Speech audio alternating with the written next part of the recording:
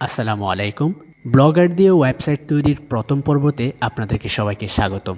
Blogger দিয়ে website তৈরির part by part আমি একটি প্লেলিস্ট তৈরি করছি। সেই প্লেলিস্টের মধ্যে আপনারা ওয়েবসাইট তৈরির শুরু থেকে শেষ পর্যন্ত কিভাবে এসইও করতে হয়, কিভাবে পোস্ট করতে হয়, কিভাবে অ্যাড বসাইতে হয় এটসেট্রা এবং আদার যে কাজগুলো আছে কিভাবে করবেন সবগুলো এই প্লেলিস্টের মধ্যে পার্ট বাই পার্ট আমি ভিডিও আকারে তৈরি করব।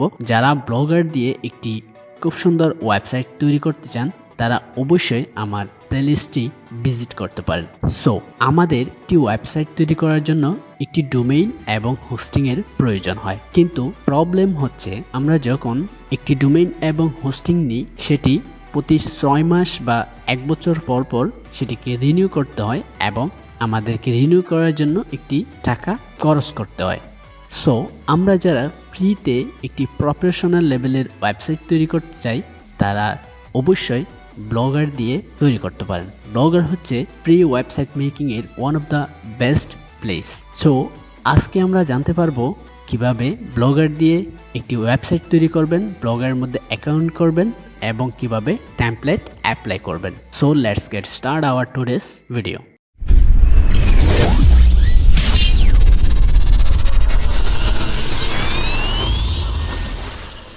Welcome back. ওয়েবসাইটটি তৈরি করার আগে আমরা আমাদের ওয়েবসাইটের একটি ডেমো দেখে আসতে চাই। সো আমি এখান থেকে আমার ব্রাউজারটি ওপেন করে নেব। দেন এখান থেকে আমার দ্বিতীয় যে ব্রাউজারটি আছে সেটি ওপেন করে নিলাম।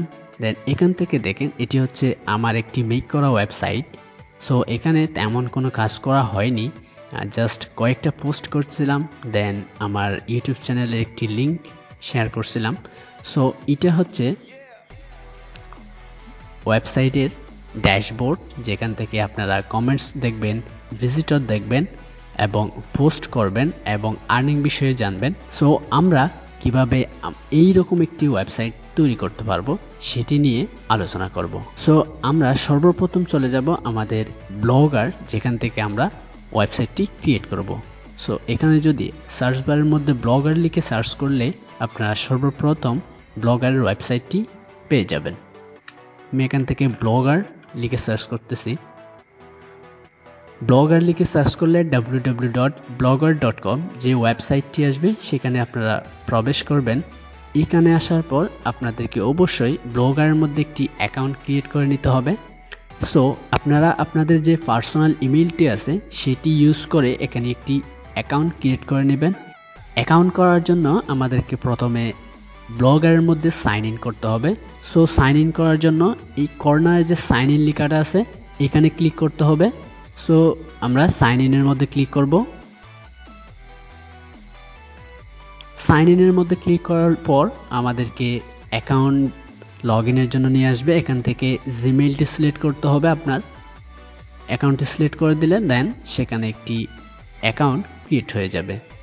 সো অ্যাকাউন্ট ক্রিয়েট হওয়ার পর আমরা এখান থেকে একটি নোটিশ দেখতে পাচ্ছি এবং নিচে choose a name for your blog. প্রথমে আসতেছে আপনাদের ব্লগের জন্য একটি নাম, আপনার ওয়েবসাইটের নেম হতে পারে এটা অবশ্যই।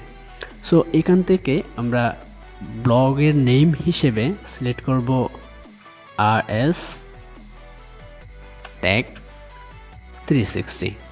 আমি আমার ইউটিউবের নেমে একটি ওয়েবসাইট ক্রিয়েট করব। সো আমি আমার ইউটিউবের নেমটি দিয়ে দিচ্ছি। আপনারা অবশ্যই আপনাদের ওয়েবসাইট যেই নামে ক্রিয়েট করতে চান সেই নামটি দিয়ে দিবেন। এখান থেকে নেক্সট করে দিবেন। দেন এখানে হচ্ছে আপনার যে ওয়েবসাইটের ইউআরএলটি থাকবে সেটি এখানে দিয়ে দিবেন। আমরা যেহেতু ব্লগার থেকে ওয়েবসাইটটি ক্রিয়েট করব অবশ্যই আমাদেরকে আমাদের ওয়েবসাইটের নেমের পরে blogspot.com যেটি আছে সেটি অ্যাড করতে হবে। সো আমরা এখান থেকে আমরা আমাদের ওয়েবসাইটের ইউআরএল হিসেবে RS ট্যাগ 360 দিব। সো RS ট্যাগ 360 লিখে দেওয়ার পর এখান থেকে দেখাচ্ছে হচ্ছে sorry this blog address is not available. So অবশ্যই আমার যে ইউআরএলটি আমি দিয়েছি সেটি দিয়ে অন্য কেউ ক্রিয়েট করে নিয়েছে, যার কারণে এখানে sorry this blog address is not available দেখাচ্ছে। সো সেটার জন্য আমি এখান থেকে বিডিটা সিলেক্ট করে দেব। আমি এখান থেকে বিডি দিতে পারি, arstech360bd.blogspot.com। সো এটা অ্যাভেলেবল আছে। সো আমি এখান থেকে জাস্ট নেক্সট করে দেব। নেক্সট করে দেওয়ার পর এখান থেকে ডিসপ্লে নেম, একটি ডিসপ্লে নেম দিয়ে দিবেন। আমি আমার ওয়েবসাইটের নেমটাই দিয়ে দিব, arstech360। ওকে, সো এখান থেকে ফিনিশে ক্লিক করব। ফিনিশে ক্লিক করার পর আমাদের ওয়েবসাইটটি ক্রিয়েট হচ্ছে। ফাইনালি আমাদের ওয়েবসাইটটি ক্রিয়েট হয়ে গেছে। এটি হচ্ছে আমাদের ওয়েবসাইটের ড্যাশবোর্ড। এইখান থেকে আমরা আমাদের ওয়েবসাইটটিকে ম্যানেজমেন্ট করতে পারবো। সো এখানে একটা নোটিশ দেখাচ্ছে, এটিকে আমি কেটে দেব জাস্ট। ওকে, এখন আমরা আমাদের ওয়েবসাইটের ড্যাশবোর্ডের মধ্যে আছি। এটাকে যদি আমি ভিউতে দিই তাহলে আমাদের ওয়েবসাইটটি দেখতে এইরকম একটি ব্ল্যাঙ্ক ওয়েবসাইট দেখাবে। এখন আমরা আমাদের ওয়েবসাইটের থিম চেঞ্জ করব। থিম চেঞ্জ করার জন্য এখান থেকে যে অপশনগুলো আছে, এখান থেকে post, state, comment, earning, page, layout, theme. So আমরা থিমের মধ্যে ক্লিক করব। মধ্যে ক্লিক করার পর আমাদেরকে এরকম একটি ইন্টারফেস আসবে। এখানে হচ্ছে ব্লগের যে ডিফল্ট ওয়েবসাইটগুলো আছে, ওয়েবসাইটের লিঙ্কগুলো আছে, সেগুলো আমরা এখান থেকে এই থিমটা অ্যাপ্লাই করব। সো এই থিমটা অ্যাপ্লাই করার জন্য থিমের মধ্যে ক্লিক করলাম। থিমের মধ্যে ক্লিক করার পর আমাদেরকে এখান থেকে অ্যাপ্লাই অপশন আসবে, এখান থেকে অ্যাপ্লাই করে দিলাম। এখান থেকে থিমটি new theme applied successfully. So এই লেখাটি আসলে আমরা এটাকে একবার রিফ্রেশ করব। এখন দেখেন আমাদের যে থিমটি আছে এই থিমটি অ্যাপ্লাই হয়ে গেছে। সো আমরা আমাদের যে ওয়েবসাইটের এইখানে যে ফেভিকন আছে সেই ফেভিকনটাকে চেঞ্জ করব। এখানে যে ব্লগের যে একটি আইকন দেখা যাচ্ছে সেই আইকনটাকে আমরা চেঞ্জ করে নেব। আমরা আমাদের ওয়েবসাইটের জন্য যে লোগোটি ক্রিয়েট করব সেই লোগোটি এখানে দিয়ে দেব। ওকে, সো এখান থেকে আমরা হচ্ছে গিয়ে সেটিংসে যাব। সেটিংসে যাওয়ার পর আমরা এখান থেকে ফেভিকন যে অপশনটি আছে ফেভিকনের মধ্যে ক্লিক করব। ফেভিকনে ক্লিক করার পর এখান থেকে একটি নিউ ট্যাব ওপেন হবে এবং এখানে কনফিগার ফেভিকন নামে, এবং এখান থেকে upload custom favicon, select A favicon file, please use a square image that's less than 100 KB। এখানে বলতেছে একটি স্কোয়ার ইমেজ হতে হবে এবং সেটির সাইজ হতে হবে 100 KB এর নিচে। ঠিক আছে, সো আমরা ফেভিকন তৈরি করার জন্য আমাদের যে ওয়েবসাইটের জন্য লোগোটি মেক করে রাখবো সেটি হচ্ছে আপনারা একটি লোগো মেক করে রাখবেন এবং সেই লোগোটিকে আমরা ফেভিকন হিসেবে ইউজ করব। সো এখান থেকে আমি একটি নিউ ট্যাব নিয়ে নিব এবং এখান থেকে ফেভিকন জেনারেটর লিখে সার্চ করব, ফেভিকন জেনারেটর। ওকে, সো ফেভিকন জেনারেটর লিখে সার্চ করার পর এখান থেকে প্রথমে যে ওয়েবসাইটটি আসবে সেটিতে ক্লিক করবেন। দেন এখান থেকে চুজ ফাইল যেটি আছে, যদি একটু সিলেক্ট করে দেখিয়ে দিই, এখান থেকে চুজ ফাইল যেটি আছে চুজ ফাইলের মধ্যে ক্লিক করবেন। এখান থেকে চুজ ফাইলের মধ্যে ক্লিক করলাম। চুজ ফাইলের মধ্যে ক্লিক করার পর এখান থেকে আপনাদের যে লোগোটি আছে সেটিকে সিলেক্ট করে দিবেন। এখান থেকে আমার লোগোটি হচ্ছে, দেন এখান থেকে আমি আমার লোগোটিকে খুঁজে দেন সিলেক্ট করে দেব। আমি এই লোগোটিকে আমার ওয়েবসাইটের জন্য ফেভিকন আকারে মেক করব। সো এখান থেকে এই লোগোটিকে সিলেক্ট করে দেন ওপেনে ক্লিক করব। ওপেনে ক্লিক করার পর সেই লোগোটি আপলোড হয়ে যাবে এবং ক্রিয়েট ফেভিকনে ক্লিক করলে সেটি ফেভিকন আকারে ক্রিয়েট হয়ে যাবে এবং ডাউনলোডের অপশন আসবে, আপনারা ডাউনলোড করে নেবেন। ওকে, সো এখান থেকে দেখেন ডাউনলোড দ্য জেনারেটেড ফেভিকন। এখান থেকে এই লিঙ্কটাতে ক্লিক করার পর আপনাদের জিপ ফাইল আকারে সেই ফেভিকনটি তৈরি হয়ে যাবে। সো এখান থেকে স্টার্ট ডাউনলোড, দেন আমার ফাইলটি ডাউনলোড হয়ে গেছে। সো আমি সেই ফাইলটিকে আমার ডেস্কটপের মধ্যে নিয়ে আসব। সো প্রথমে আমরা এখান থেকে একটি নিউ ফাইল ক্রিয়েট করে নেব।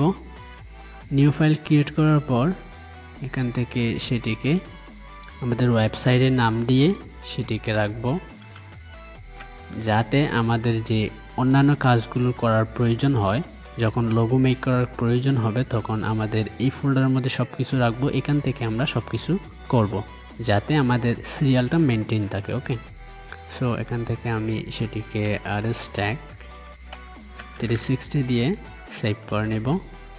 দেন আমি এই ফোল্ডারের মধ্যে আমার যে এখন যে ফেভিকন জেনারেট করছি সেটিকে নিয়ে আসবো কপি করে। সো এখান থেকে আমি ডাউনলোডের মধ্যে যাব, ডাউনলোডের মধ্যে কম্প্রেসেড এখানে গিয়ে দেন মেবি এই ফাইলটা। সো এখান থেকে সেটিকে কপি করে নিলাম, দেন এখানের মধ্যে ক্লিক করে দেন এখানে পেস্ট করে দেব। সো এইটাকে আমি এক্সট্রাক্ট করে নিচ্ছি, এটা হচ্ছে এক্সট্রাক্ট হয়ে গেছে। সো এখানে দেখবেন অনেকগুলো লোগো এবং এক্সএমএল ফাইল, অনেক প্রকারের লোগো দেখতে পাবেন।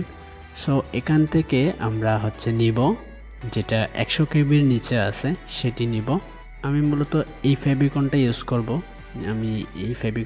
ইউজ করব, সো এখান থেকে এই ফেভিকনটাকে সিলেক্ট করে দিতে হবে। আমি আবারও ব্রাউজারটি ওপেন করছি, দেন এখানে কনফিগার ফেভিকন যে ট্যাবটি আছে সেখানে আসলাম, দেন এখান থেকে চুজ ফাইল।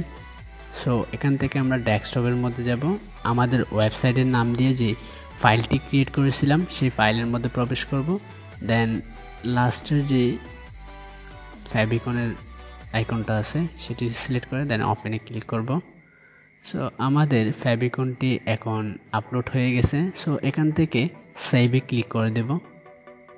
আমরা যখন সেভে ক্লিক করব আমাদের ফেভিকনটা একটু সময় নেবে, চেঞ্জ হয়ে যাবে। আমি এটিকে একটু রিলোড দিয়ে দেখি, এখনও আমাদের ফেভিকনটা চেঞ্জ হয়নি। সো অবশ্যই কিছুক্ষণের মধ্যে আমাদের ফেভিকনটা চেঞ্জ হয়ে যাবে। সো পরবর্তী টিউটোরিয়ালের মধ্যে আমি দেখাবো কিভাবে থিম আপলোড করতে হয় এবং কিভাবে পোস্ট করতে হয় এবং কিভাবে পেজ ক্রিয়েট করতে হয় এবং আদার যে কাস্টমাইজেশনগুলো আছে সেগুলো নিয়ে কথা বলবো। ধাপে ধাপে আমরা এটিকে এসইও করা থেকে শুরু করে সব কিছু আমরা পার্ট বাই পার্ট নিয়ে আসব। অবশ্যই আমাদের সব ভিডিও দেখার ট্রাই করবেন, তাহলে একটি প্রফেশনাল লেভেলের ওয়েবসাইট আপনিও তৈরি করতে পারেন। দেখা হবে নেক্সট ভিডিওতে। আল্লাহ হাফেজ।